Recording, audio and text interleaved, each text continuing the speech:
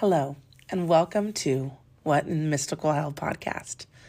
I'm your host, Nikki Jobin. For today's episode, I was originally going to switch gears and talk about the paranormal, but instead I'm going to talk about a convention that I've been at recently, ConVocation 2024. ConVocation is a 4-day event, one of the largest mystical gatherings in the U.S. Set this year in a new space in Ypsilanti, Michigan, this convention brings hundreds of people together to share classes and rituals, perspectives, and community. I had the opportunity to reconnect with friends, meet new people, and engage with some of the most amazing mystical minds in the country. I learned new things about myself and my magic, and I'm thinking about some of my magical practices in an entirely new way. This was my first time at ConVocation, or Con, as they like to call it.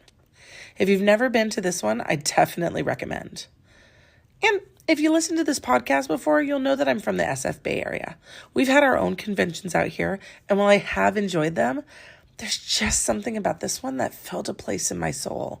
No offense to my beloved Bay Area, but sometimes I feel like a crazy person when I try to explain some of the weird shit that I've dealt with. But at ConVocation, people didn't give me that look. That look that wonders, is she unbalanced? Is she joking?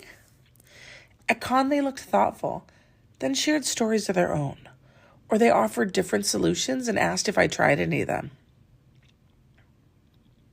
The course offerings were also a welcome change. There were lots of beginner courses, but also plenty of intermediate and advanced courses. I didn't take a ton of classes, but I feel that the ones I did were absolutely worth it. Before I dive into all that, though, let's start before the trip.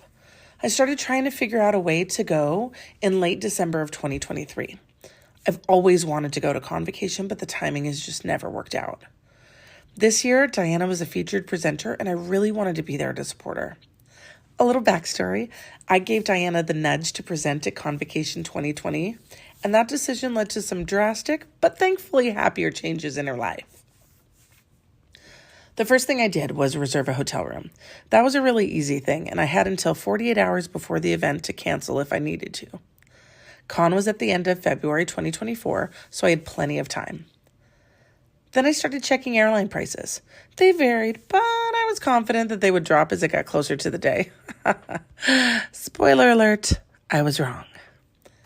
The next thing to look at was scheduling.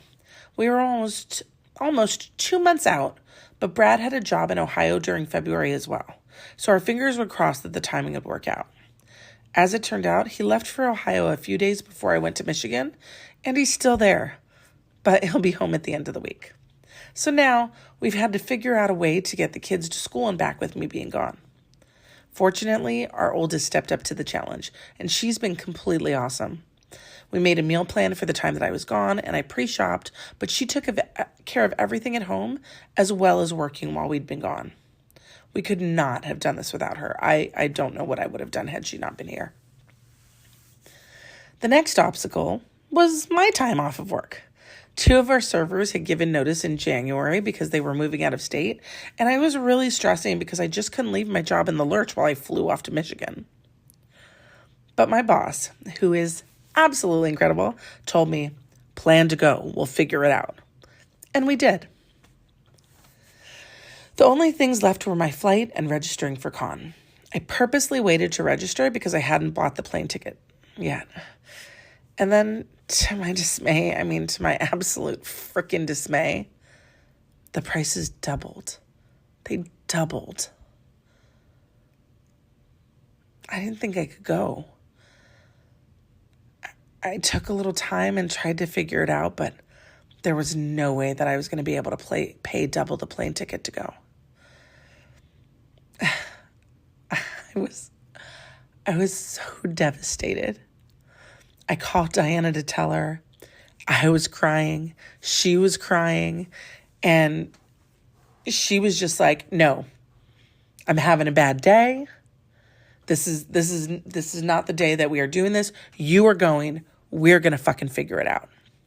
Because she just was not having me not go. Well, we managed to find a way that day to get my ticket at minimal cost.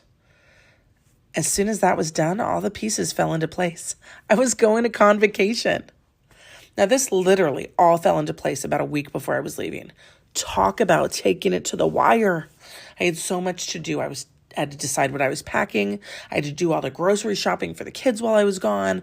I had to pick up last minute travel stuff for myself and Brad, and still go to work and take the kids to school and do all the normal mom stuff that I would be doing. Well, I thought I was smart. I had my suitcase up on my hope chest and, it was ready to be packed and it was open because I was putting things in and taking them out. And then I emptied it out completely because I was like, well, what am I taking? I can't take everything and I can't have it overweight.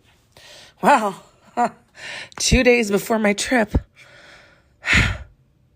one of the cats peed in my suitcase. I was completely horrified. I tried to clean it. I tried to spray it. I used ammonia. I used cleaner. I used OxyClean. Nothing was working. I didn't have enough time to air it out and clean it properly. Well, fuck. This was another expense that I didn't have time for. Well, the oldest and I talked about it, and we came to a compromise. She'd been looking for a larger suitcase beyond her carry-on, and I needed a suitcase. We split the difference and went together to grab it. In addition, I used her carry-on as well. The upside was that I had more room for things because I was taking the carry-on too. The downside, well, her suitcases are pink. Not really my jam, but any port in a storm. Wednesday. Finally, my departure date arrived. My flight left San Francisco in the evening. Now, I'd mentioned before that we'd gotten my ticket at minimal cost. Well, that meant I had a few crazy layovers. The first part of my journey was from SFO to Portland. I spent the night at Portland Airport, then I boarded a flight to Seattle at 6 a.m. I was in Seattle for a few hours, and then I was off to Detroit. For my Seattle flight, I had to check my carry-on. I had my laptop bag as my personal item, but I had to check in my carry-on because they just didn't have enough room. This is important. In a few minutes, you'll find out. So I'm in Seattle for a few hours, then I flew off to Detroit. Once I arrived at the Detroit airport, those pink suitcases actually came in really handy. Nobody else had pink luggage, so they were really, really easy to spot, which was great because the board didn't tell me what carousel to go to. So it showed my flight, that we'd arrived, and everything else, nothing under carousel. But then I saw those pink bags, and I was like, oh, there they are. So I get my luggage, I get my car. Finally, I arrived at the Con Hotel in the late afternoon. I got into my room. I was completely exhausted because I really had a full day. Plus the time change, oh yeah, I'd had a full day. I managed to unpack, and I got a shower in by the time that Diana finally made it to the hotel, and we were so excited to catch up. Cindy and their boys were expected to arrive a little later. So we managed to catch up and have a little dinner. And then at that point, Cindy and the boys were there. So we helped them settle in. It took a little bit of time, though, to get to their room because we kept getting stopped by friends. Diana is really, really well known in the community. And, it was kind of nice for me to meet some new people.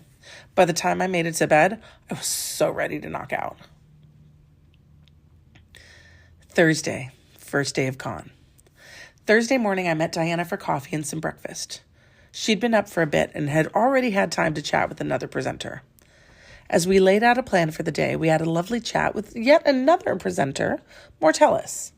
Mortellus is many things: a witch, necromancer, mortician, psychic medium, an author, and an absolute delight to talk to. They gave me the best compliment that I would receive all weekend.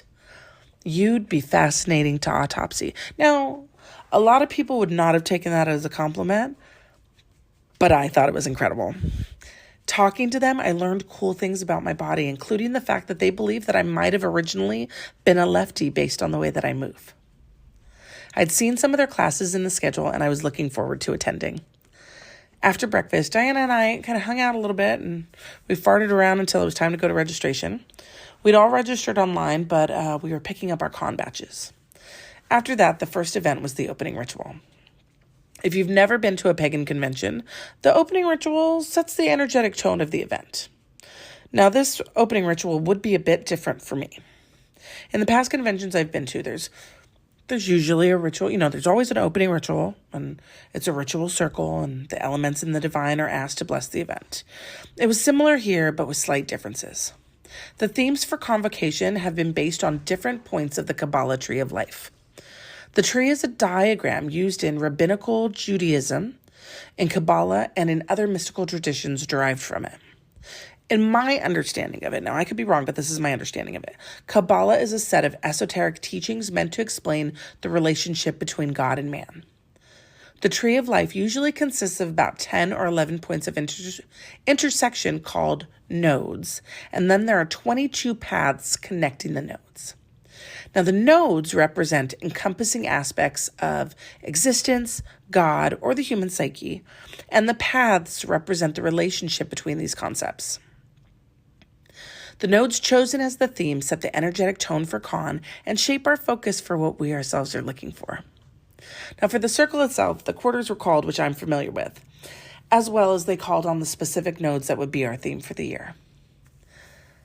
As we began to build the energy for the ritual, I found myself reflecting on our themes and wondering how to incorporate them into my life as well as into my magical practice.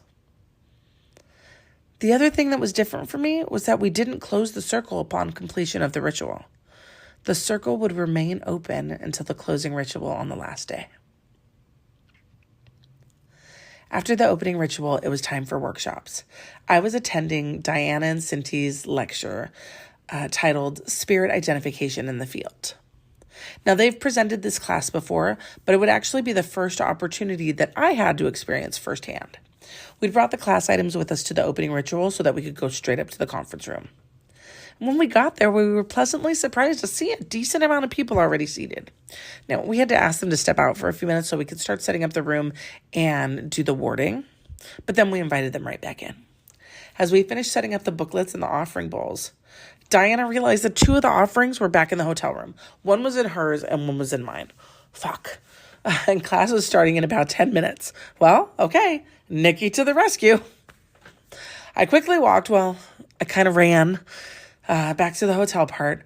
I went up to Diana's room on the 8th floor for cream. Then I stopped at mine on the 2nd floor for whiskey and ran back to our conference room.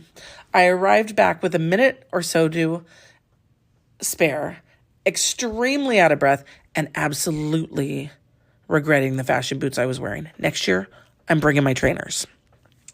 I did also arrive to a great deal of applause because I managed to get there before class started. I'm not really sure how I did that. I did, as I was sitting down, manage to make a whiskey offering to myself. It was purely medicinal, of course. The class went extremely well after that, and it seemed like the participants really enjoyed it. After we were done, I packed up what I could, and while Cindy and Diana answered questions and finished packing everything up, I headed to my next lecture, The 3 Gates of the Moon with Ivo Dominguez Jr. Now, if you have never had the opportunity to meet Ivo or attend one of his classes, remedy that shit as soon as you can. Stop whatever the hell you're doing, find a class, register, and go. This is my first time meeting Ivo, though I had heard wonderful things about him from Diana over the years, and we'd even been at some of the same cons in the past, but our paths never crossed. The following description of Ivo is copied from his website, which I will link to in the episode notes. Quote, Ivo Dominguez Jr. is a visionary and a practitioner of a variety of esoteric disciplines. He has been active in Wicca and the pagan community since 1978, has been teaching since 1982. Ivo was a founding member and a past high priest of Keepers of the Holy Chalice, the first coven of the Assembly of the Sacred Wheel, a Wiccan tradition. He currently serves as one of the elders of the Assembly of the Sacred Wheel, a Wiccan syncretic tradition that draws inspiration from astrology, Kabbalah, the Western magical tradition, and the folk religions of Europe. His techniques and insights are rooted in a synthesis of traditional metaphysical teachings, modern science, and memories from past lives. He has also taught at many gatherings, conferences, and venues across the United States and abroad. Evo is also a professional astrologer who has studied astrology since 1980 and has been offering consultations and readings since 1988. End quote. In addition, Evo is an accomplished author who has published really a lot of books and periodicals. I kind of knew all this about him from talking to Diana. The thing that I didn't know was how easy to talk to he was and how down to earth he was. That was really just a plus. He is really he's a great person. Plus he's a great lecturer. I was really looking forward to this lecture because I've been trying to get more familiar with the different realms and planes of existence. I had, I'd always heard about the astral realm, right? We talked about the astral realm, but I've been reading more in science about how we can theoretically now prove that new dimensions exist, I've also been reading more about hedge writing, which talks about the different realms and the upper, middle, and lower worlds. So I was really kind of excited with this. I was hoping that this course would help me kind of access those a little bit better. The following is a course description of the 3 Gates of the Moon lecture. Quote, there are many ways to reach or to connect with the powers and places variously named the moon, the astral plane, and the sphere of Yesod. There are 3 especially powerful gateways that open into these places that are created by the relationship between the sun, the moon, and the earth. We will explore the locations of these gateways and their particular qualities. Several uses of these gates in ritual and divination will be presented. The relationship of these gates to the lower, middle, and upper worlds will be explained as well. This will be done through the teachings of theories and through past workings. The teachings of theory and through path workings. Unquote. So, see, we're talking about the lower, the middle, and upper worlds, which I had just been reading about, and I was so excited to kind of just dive deeper into this. So as we're going through this class and Evo's talking, I just really felt like a new world was being opened up to me because I hadn't had the opportunity for courses like this in the past. There are absolutely things that I need to brush up on for better understanding of the topics that we discussed, like astrology. But many of the things that Evo talked about, they resonated me for projects that I'm actually currently working on. This is the last lecture time slot of the night, and we were all tired, Evo included. In fact, we all kind of talked about that for a while, just how tired everybody was. But the class itself was so informational that I'm so glad that I went. And I was able to audio record it for later note-taking. After the lecture, I thanked Evo for a wonderful class. I introduced myself as Diana's business partner, and then I headed back to my room, ordered a late dinner, and went to bed. Friday. On Friday morning, I groggily rolled out of bed. That 3-hour time change was kicking my ass just a little bit. We were getting up every morning about the time that I normally go to bed. So I meet Diana and Cindy for breakfast. My dark sunglasses are firmly on my face. I don't know if they thought I sat up drinking after my last lecture or what, but I do remember saying, not a morning person, does not even begin to cover it. Because that is the truth. Thank the goddess for coffee. Had a little coffee, had a little food, became a nice person again. Well, nicer person. We all know I'm not nice. Then as we were chatting, we were joined by Kenya T. Koviak, another featured presenter. Kenya is, quote, Detroit's pagan journalist, magical teacher, family service worker, sorceress of herbs, and the creator behind Detroit Conjure and Folk Magic Festival and the Wandering Goddess Festival Retreat. She co-owns the Michigan Witches Ball and Bazaar, end quote. Now, I definitely heard about Detroit Conjure, and I feel like I have seen commentary that Kenya had done online, but I'd never met her, obviously. But it was such a great conversation, like talking with people and meeting, hanging out with Cynthia and Diana. Like I'm totally comfortable with them and I'm able to be myself. And I don't have to feel intimidated like I do sometimes when I meet these presenters. I'm like, these people have been doing this for so long, and I feel like I'm a baby witch in comparison to them, even though I've been doing this for like 30 years. It's only been the last, I want to say, decade or so that I've been into the heavy shit that I've been into. But meeting Kenya, who was, just so lovely to talk to, and having these conversations, I don't know if I can express how much these things meant to me, how I could feel comfortable. So we had this wonderful conversation over breakfast. And then Diana, Cynthia, and I went to go run some errands with the kids. For me, it was a chance to see a little bit more of Ypsilanti. My first class wasn't until the afternoon, so we still had some time. After our errands, I had a bit of time to myself, and I grabbed a bite of lunch before my 2 p.m. lecture titled, Nom Nom Nom, Magic Without Tools, Sin Eating, presented by Sean Wilde, the, quote, only publicly verified traditional sin eater, end quote. A little bit of backstory on why this topic interests me so much.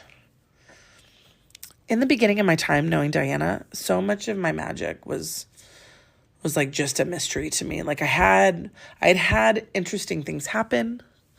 I absolutely believed in the energies and the magics, but I don't know. Yes, I was a practicing witch, but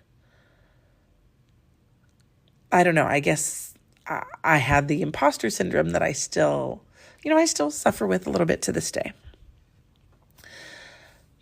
But, so much of my magic was a mystery to me. But one of the talents that I discovered was the ability to pull things out of people. Negative attachments, energy that isn't supposed to be there. I can even give you a buffer against negative emotions. Like I can't take them away, but let's say that someone died. I cannot take your grief away. I can give you that buffer that'll just help you take a deep breath so that you can pick up that grief and carry it a little bit more, a little bit longer. So as we're learning about all this, we really struggled to put a label on what this was. So we started using the term sin eater. I don't know how it came about that we started using it, but it was definitely lack of something more precise was part of the reason. But I don't remember exactly why we thought of the term sin eater, or Diana thought of the term sin eater. But at some point, Diana bought me a book titled The Sin Eater's Last Confessions by Ross Heaven. Now, this book is a spiritual memoir of Ross's time as an apprentice to a sin eater, Adam Dilwyn Vaughn. As I read this book, I resonated with it on so many levels. Some of the things that were described were things that I myself had experienced. Like the imagery of it were things that I've seen when I am pulling things out of people. So it was just really incredible to read this in someone's memoir. Now, there were some differences. One of them being that most sin eaters have to purge after they provide a service. Like they have to, sometimes they vomit, but sometimes they do like an energy purge after they provide a service, like be it removing sins, negative energies, or attachments. I don't, not exactly, at least not the way it's described in the book, or the way that Sean described that he purges after. For me, it's like I've eaten and digested like a really big meal, all in the space of just a couple minutes, and then I have to excuse myself to use the restroom. I guess that in itself is a form of purging, but I've only met one other person that's had the same type of purge experience. And honestly, I met them in Sean's lecture. So we exchanged information, and we have plans to discuss this further, but as of, my recording this episode, we have not yet. So needless to say, I was very excited to meet an actual sin eater and potentially find out more than my own research had discovered. Now, I had done a little research on Sean Wilde prior to class and had joined his private Facebook group for sin eaters. I'd hoped for a little bit more details about sin eating in the group, but he does offer the training to become a traditional sin eater. So if any listeners are interested, I'll post a link in the episode notes.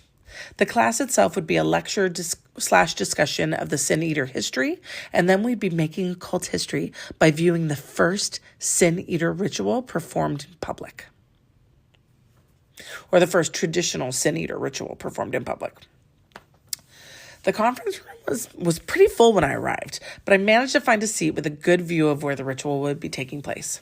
While I'd read about this ritual, obviously I'd never seen one performed, and I was very, very interested in observing Sean Wilde. I'd never met the man prior to ConVocation, but some of the feedback I'd gotten about this person was not great. It was kind of negative. Now, I'm the type of person that I will take that information under advisement. I will definitely listen, and understand that was your experience. But bottom line, I have to judge a person by my own interactions with them, and my own experiences and how I've seen them behave in different situations. I definitely will, take what I've heard from other people and file that in. But ultimately, I have to go with my gut about what I feel about this person or any person. Now, I'd sort of met Shauna in the registration line, but that interaction was really, shallow and brief and hey, how you doing? Oh, hey, I'm really excited to go to your class later, blah, blah. So when I got there, we still had a little time before class, and Sean didn't want anybody to miss out on any of the actual discussion. So he started out by telling us a little bit about himself and how he got involved in this crazy mystical world that we're in. Once class had actually started, he dove into the history of traditional sin eating and how he came to be a traditional sin eater. He also explained why he calls himself the only publicly verified traditional sin eater and the differences between what he does and what a modern sin eater may do. Now, I like the fact that he didn't try to discount anyone's experience or gatekeep the sin eating process. He merely made the distinction that his method was traditional, meaning he follows the traditional processes exactly, or as exactly can be done in modern times. Because honestly, how many of us are walking around with 14th century British currency or Welsh currency at that, right? Next, he explained what he'd be doing during this ritual, complete with cautions for the attendees. This ritual would be a bit different from a traditional sin-eating ritual, namely because it would be performed on a living person, and I thought the cautions that he were giving us were very well warranted. As he performed the ritual, I really had to keep myself on energetic lockdown. I could feel my abilities wanting to join in and help, something that he specifically cautioned us not to do. As someone who usually has to kind of coax their abilities to the surface, this was really astonishing to me. Afterwards, Sean left the room briefly to complete the purging portion of the ritual. He returned, still shaky, but he addressed the class for questions and or comments. And then I found out I was not the only person that had to stop themselves from adding energy into the ritual. That actually made me feel a little bit better, because I really thought the reason I was feeling that way was because I'm untrained and that I didn't have enough control. Knowing that I wasn't the only one really made me feel better. It really did. After the class time had ended, we still stayed asking questions. I shared some observations to both Sean and Shannon, whom he had performed the ritual on. Now, I find myself incredibly fascinated by this process. I don't know if I'd ever want to take the training, but I would love to discuss this whole process further. So I gave Sean my business card. I would really enjoy getting his perspective on my quote-unquote modern sin eating, or what he thinks it might actually be, if not a version of sin eating. Next on my docket was another Evo lecture, Astral Temples, Strongholds, and Way Stations. Another win for me in the decision-making category. I mean, obviously, I have knowledge of the astral plane, but I don't consider myself really proficient at getting there. And I've heard of astral temples, but strongholds and way stations? I'd barely heard of those in passing. And the ability to share these astral places with others, that I'd never heard about before. I was so glad that Evo is okay with people recording the lecture. This gives me the opportunity to re-listen and break things down at a slower pace for my understanding. Diana attended this class with me, as well as our friend Erin. Erin is a Nordic root worker, energy worker, animist, and elemental worker. Now, I'd seen Erin in my class, my Evo class the night before, too. It was a great experience for me to share this with Diana, as, she's been doing this stuff a lot longer, and she can answer questions that might crop up for me later. After the lecture finished, Diana, Erin, and I headed back to the bar lobby area to meet up with Cinti and the kids for dinner. On our way there, we met a few friends, Sarinth and Emily, and invited them to join us. They were also presenting at Con. Sarinth Odinson is a heathen spirit worker, and Emily Streaking Fate is a comedic and heathen spirit worker. Both are really kind of wonderful, too. As we met up with Cinti, we found they had also invited David Shee to join us as well. David is a shamanic worker and folk magic practitioner and was also presenting a few lectures. This was shaping up to be a kind of cool evening. We decided to order pizza because that would be the easiest, but time-wise it meant that I would likely end up missing the next lecture that I'd planned on attending.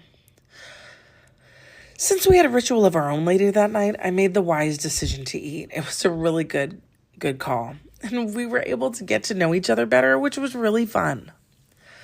After eating, we went back to Diana and Cinti's room to grab everything we would need for the ritual, coming back to earth, coming back to water. The following is the description for the ritual. Quote, as ConVocation arrives at its new home, let us take the opportunity to connect to the small but clear-voiced city of Ypsilanti and the Ypsilanti River. This practice starts in the hotel with the possibility of completion by visiting the Ypsilanti River at the participant's discretion. We will be guided through meditation and gentle movement to converse with the river about what it needs for sustenance and how it flows out to Ypsilanti and Ann Arbor. The river wants to show participants how water is both self and community.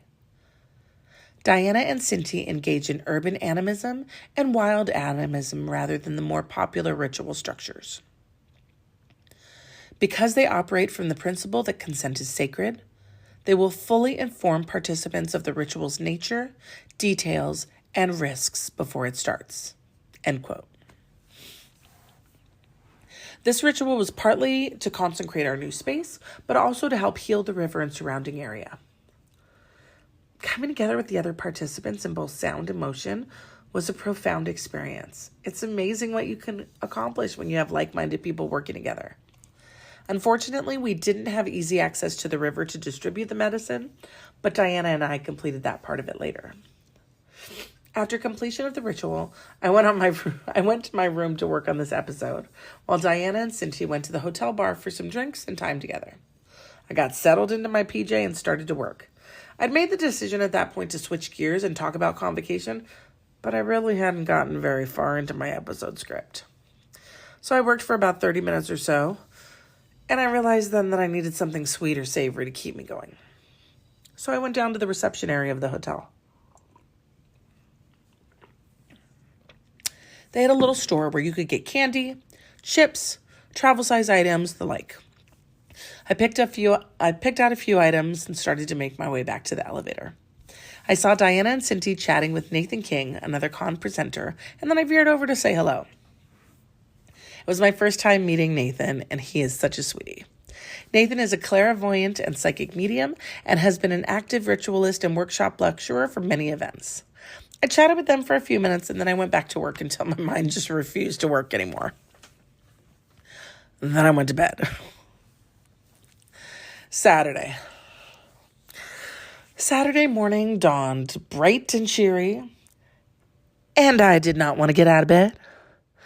Boy, I was, even though I was going to bed what I felt was kind of early and getting decent amounts of sleep, those mornings were rough. I did get out of bed, though, because we had a lecture at 9:30. It was Diana's last lecture titled, How Does This City Priest Thing Work Anyway? This particular lecture came about in the aftermath of one of last year's rituals. Diana led the ritual to Detroit, even though she is not the Detroit city priestess. This raised a lot of questions from people. It called for a longer discussion than the time allotted, so Diana created a lecture to go over how such things are possible and what exactly the role of a city priest is. I think the lecture went very smoothly. For me, it was another first because I had not been able to attend this lecture previously, and I wasn't at last year's ritual. Cindy and I interjected a few things here and there, and again, the participants seemed to enjoy the lecture. After Diana's lecture, Cindy attended one of David's lectures, and Diana and I went to breakfast. The last actual lecture I attended was Necromancy and Practice Part 2, presented by Mortellus. I hadn't been able to make Part 1, but that one went more into the history than practice, so I felt like I could still attend Part 2 without feeling lost. Necromancy and Practice Part 2 discussed actual spell work and ritual practices in death magic. I find it incredibly fascinating because most death magic I've heard about is shrouded in secrecy, and both death workers and dark energy workers, which is what I do, are regarded with fear by many people that I met. Death is a natural progression of life, and it shouldn't be treated as something bad. Mortellus is also a wonderful presenter who treats people with a lot of care, especially when they're helping them transition to the next stage of existence. Now, they have some events here on the West Coast a little later this month, and I'm really, really excited to be attending their VIP event. When Mortellus' lecture had ended, the participants still gathered around and asked questions. Some people purchased books, and Mortellus signed the books. I didn't purchase a book at that time, but I was able to get one before Con ended, which I will be bringing to the VIP event. I didn't have any more classes after that, but I met my friends for the MEC charity raffle. There were so many cool items that they had there, and, even though I didn't win anything, it was still really fun. The last event for Saturday evening was the Masquerade Ball sponsored by Crossed Crow Books. I met Diana for a quick dinner before we got to the ball. The kids had classes they wanted to attend, plus a ball of their own, and Cindy was having dinner with another friend. When we got to the hotel bar area, the first dinner rush of the night had just finished, and the next wave was sliding into tables that hadn't had a chance to get bussed yet. We shared a large table with 2 other congoers. I felt super, super bad for Gabby, who was our server. She was absolutely swamped. She was ringing checks for people, handing out menus, answering questions, and boy, have I been there. If I haven't mentioned it in prior episodes, my everyday job is in the service industry. I work in a piano bar in San Francisco, so I've definitely felt the stress that she was going through. So I'm looking around the room and seeing all the dirty glassware and all the people just kind of sitting there. Diana's looking at me, looking at the room. She kind of leans over and she says, "Go ahead. I know you want to." She absolutely read my mind. I jumped up and I went to the station where Gabby was working. I waited until she looked at me, and she looked up and said, "Hey, hon, I saw you. I'll be right with you." I said, "You know what? Take your time. I know that you're busy. I just had a question. You know I'm service. Can I help you out and bus for you?" I could see on her face that she definitely wanted to, but she didn't know if she should. Finally, she nodded and said yes. I grabbed a tray and bussed all the tables as quickly as I could. Then I put the tray where she indicated and went to sit back down. I felt so much better. I mean, like this giant weight lifted off my shoulders. Diana laughed and said, "I know that was killing you, but I'm glad you feel better now." She really knows me well. After dinner, we separated to get ready for the ball. I'm not really a dressy person, but I had an outfit that would work. I call it my Morrigan chic. Black pants, black lace top, and a black feather-trimmed sweater duster with heeled boots. It's dressy enough to pass muster, but if you gave me a sword, I think I could still do some damage. Plus, it's easier for me to hide my daggers if I need to. Smoky eyes and some kick-ass red lipstick, and I was ready to go. The masquerade ball was so fun. I loved seeing everyone dressed up and dancing. Our DJ created an amazing playlist that would warm any witch's heart. Plenty of witchy tunes mixed in with 80s nostalgia and some goth as well. I'm not really a dancer, but I love to people watch, so I was very happy. At one point, I went outside to smoke a clove, which is my guilty pleasure. Don't tell anybody. And the temperature difference was, very felt. It must have been in the low 20s, so I'm glad I was wearing that duster. While I was smoking, some people came out of the hotel to say a fire alarm was going off and they were evacuating the hotel. The adult ball was held in the garden marquee, a large enclosed gazebo, but the children's ball was in the hotel, so I went to find Diana and Cynthia to let them know what was going on. Cynthia immediately went to find the kids. Erin had been dancing, and when she came back, I told her what was going on. She expressed concern for another friend that was still in the hotel room on a higher floor. This person has mobility concerns, so the elevator shutting down would present a huge problem.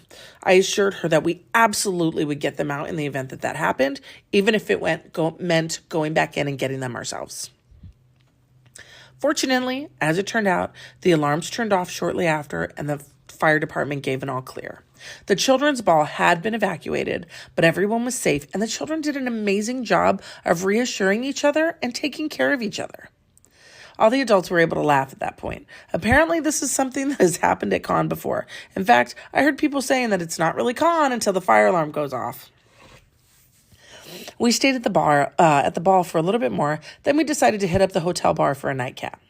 We chatted with more friends for a bit, then headed back up to bed.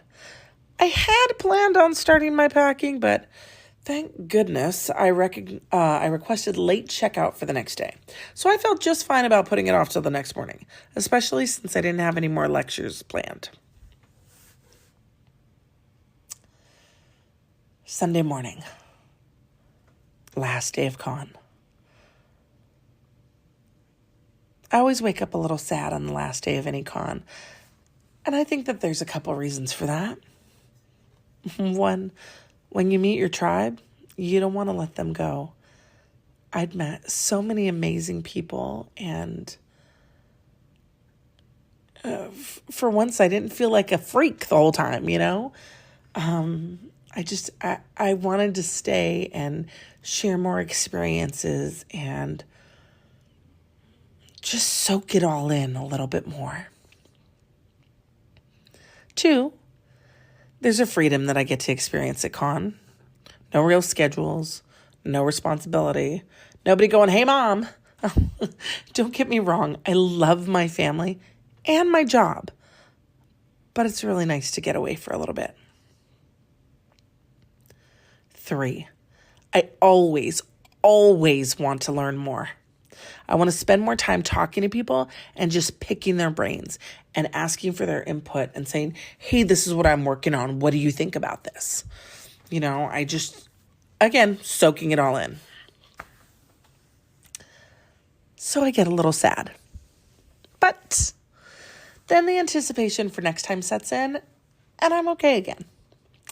So I got up, I made some coffee in my little coffee maker, I showered, and I packed.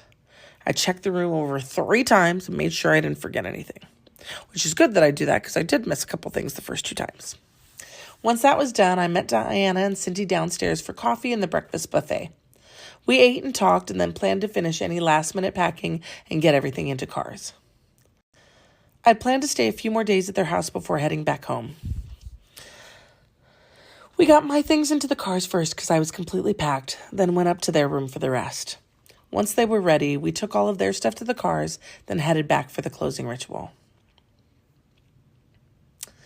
In the ritual room, as I looked across the sea of faces in that ritual space, some of whom I'd met, others that I hadn't actually met but interacted with briefly, and still others that I hadn't even seen before that moment, I felt that bittersweet pang again. That feeling when you've been around your people after a long time apart, and you know it'll be a while before you see them again. You're sad because you'll miss them. But oddly, you're also at peace because you know that you'll always be connected. Before the ritual started, we had some announcements from Meg, one of our Con Ops team. First thing on the list was the fire alarms from the night before. As it turned out, the alarms that went off were malfunctioning, which is why all of the hotel alarms did not sound. New hotel, it happens. Or, as Meg stated, hotel full of energy workers, sorry. Then they went through some logistical items and thanked everyone who helped make this event what it was.